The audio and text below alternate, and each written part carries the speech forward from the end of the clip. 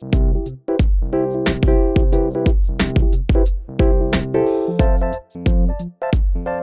Eurogames simply too intimidating? Have you ever walked into a board game store and you've looked at the front cover of a game and you thought, wow, that's a great theme, that's something I'd be really interested in playing. And then you turn the box cover around and you see a picture of all the components and you realize, whoa, you do a double take and go, this is probably a little bit too much for me. I'm not sure if my brain can handle it. This is a very common feeling that a lot of people feel, and I know that I've been there too. In this video, I'm going to share with you 5 of my top favorite tips for making that transition into Eurogames a lot more smoother, a lot more easier, so you can dive headfirst into a midweight or heavy Eurogame a lot more quickly. My name is Danny, I'm from Board Game Sanctuary. I'm a board game hobbyist from Australia who loves sharing my passion for board gaming with my friends, my family, and you. So Danny, how exactly do we win? To be triggering actions on this 3-tiered wheel and using this wet clay to buy one of 4 different types of soldiers from this really pretty box. Each of the different soldiers has different abilities, provided that you have the weapon and you haven't flipped it over to its used side. You know, you could have just said the player with the most victory points wins the game, right? Euros are really great. They really have changed the shape of the way we view board games. A lot of us grew up with playing Monopoly, the Game of Life, Cluedo, and whilst those mechanisms were interesting at the time, there were a lot of flaws in a lot of those mainstream games. In particular with Monopoly, there's a high level of chance, there's player elimination, and the strategy is often at the whim of the dice and where you land and how the board kind of influences and forces you to go in one direction in particular. Eurogames have really broken that mold. They've taken these familiar ideas and kind of tweaked them a little bit to make them feel more fairer and more strategic. A lot of Eurogames have removed this element of chance. Whilst you might see dice in Eurogames, they're often used to either power up actions or give you abilities or to level up. Eurogames are really great because it all relies on your skill set, your ability to see a pathway to victory, your ability to build a cool system of actions that helps you to break the game in some way. And I think what's really inviting about a strategy game is the puzzle that is presented in front of you. It's like turning over a brand new puzzle from its box, seeing all the pieces, and then throughout the game as you play it, it's connecting the pieces together and seeing this picture come alive right in front of you. The other element that makes these games interesting is the fact that there is this tense competition that doesn't feel like someone's trying to slap you in the face. A lot of those combat or dungeon crawling style games, you often feel like that there's some head-to-head conflict, which are not a lot of people particularly like. The competition in a lot of Eurogames tends to be subtle, tends to invite indirect interaction where players are racing head-to-head, or they're kind of seeing little counters go around the board, and that kind of fuels your motivation to try and do better than the last time you played. And so whilst a lot of these Eurogames have a beautiful tapestry of components and well thought out mechanisms, no one can deny that there's a very high barrier when it comes to trying to learn a lot of these games for the first time. The amount of rules in the rule books that come with these are usually about 20 pages long, and they often have an appendix with about 50 different symbols that you have to wrap your head around. And that can be enough to turn a lot of people away, especially if you are a beginner. I know I felt that overwhelming sense of, oh my goodness, how am I going to learn all this? How am I going to even enjoy what this game has to offer? And sometimes I still feel like that today. And I'm going to use Terracotta Army as an example in this video of how to teach a Euro or how to learn a Euro to make it feel a little bit more palatable. So when I dive into a Euro for the first time, the first thing I like to do is to study the board. There are common features in a lot of Euros that you'll see the more that you play them. Most of them will have some sort of victory point track which will go around the edge of the board, and then the board itself will be divided into sections. If you kind of study each section and try and just kind of familiarize yourself with some of the shapes and the icons, you'll start to get a good sense or a gist of what each thing might be about. If there's coins printed on there, then that might be a cost you'll have to pay. If there are symbols with arrows, then a particular component in the game might have to move. If there are spaces with little meeples printed on it, then maybe you're gonna have to put a meeple on that space at some point. Or even these little outlines of these master shapes that appear on the board, you'll probably have to fill them up with your master shapes. A lot of these Eurogames are very intuitive, and a lot of the symbology on the game board and the structure of the game board is there to help you learn it and remind you of the things that you need to do. Even the end of game objective tiles have 2 numbers printed on them, and usually the first number means the person who has that the most gets that many victory points, and the person who has it in second place gets the second amount of victory points. The other thing is, whenever you see a slash in a Eurogame, it often means you have to choose one or the other. You don't ever usually choose both. Especially up here at the top of the board, you'll often see this one has wet clay and a coin, or wet clay slash a coin. You'll often have to decide between those 2 options. Rarely will you see a game where there is a slash that you get both of the options. You'll also see that arrows feature predominantly in a lot of Eurogames, and arrows really are quite a subtle way of telling you some key information. Here, the arrows tell you which way you can spin the wheel, and there's even reminder symbols that tell you what you need to do, so you don't have to memorize everything in the rulebook.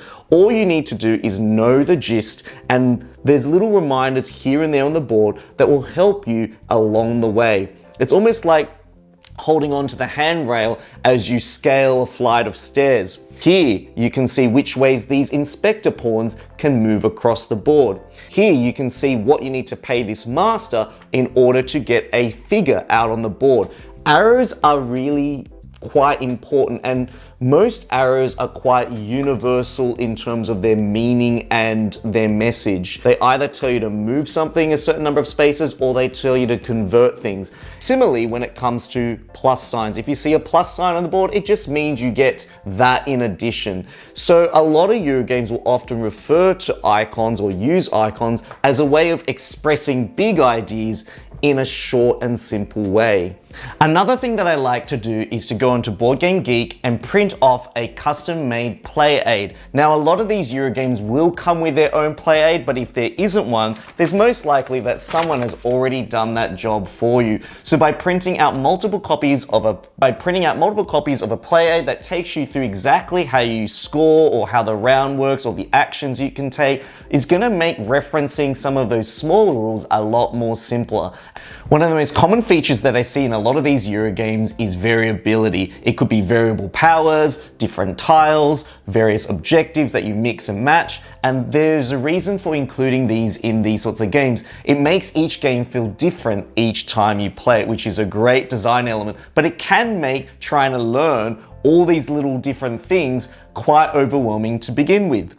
So what I like to do is to break down each of the abilities into groups. Clustering them into different groups as I learn them and process them is an important thing to do. In Terracotta Army, you have 4 sets of different types of warriors. In addition to that, you have 4 different types of specialists, and these are distinguished by their different colors.